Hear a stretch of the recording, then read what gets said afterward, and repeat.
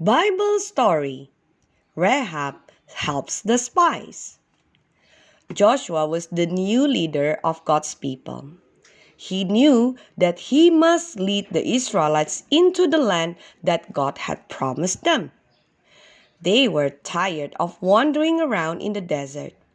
They were ready to build homes and have farms. The new land was beautiful and good. It was the perfect place to live.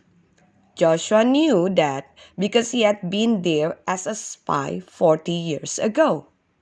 The new land was on the other side of the Jordan River. There were people living in the land, but they did not believe in God. God wanted his people to have the land.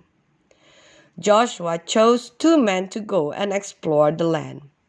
They were to sneak into the large city of Jericho and see how strong the enemy was.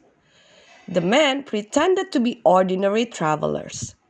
Once inside Jericho, they looked for a place to stay. The 2 spies found their way to the house of a woman named Rahab. She had been a bad woman in the city, but she had heard about the Israelite people and she decided to let the spies stay with her. Rahab knew that the king of Jericho would want to hurt the spies, so she decided to hide them. Where could she hide them?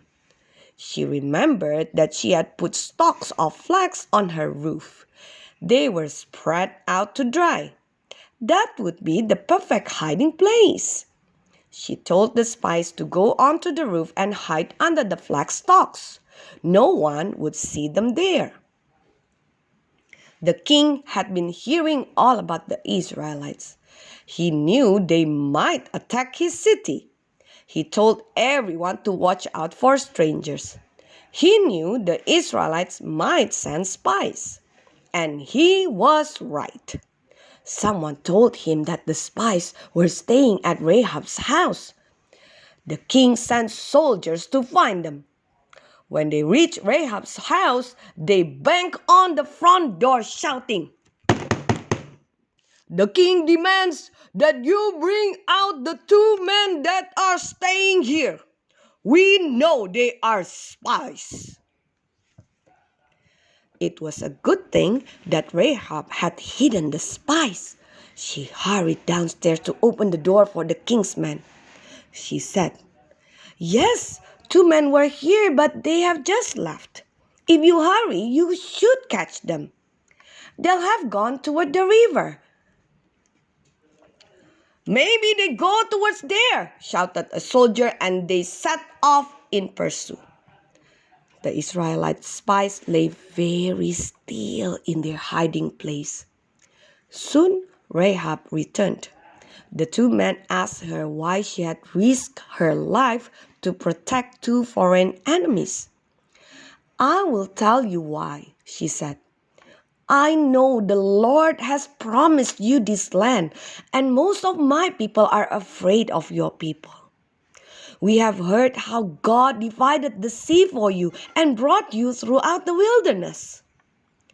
When you attack this city, promise me that you will save my life and the life of my family." The men agreed.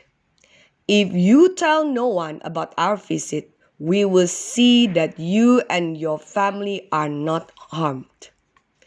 By then, it was night and the city gates were shut. But Rahab's house was built on the city wall. She brought a rope and fastened it to the window, and the spies climbed down to the ground outside the city wall. "Escape to the mountains," she advised them. "Hide there for 3 days until the search is over."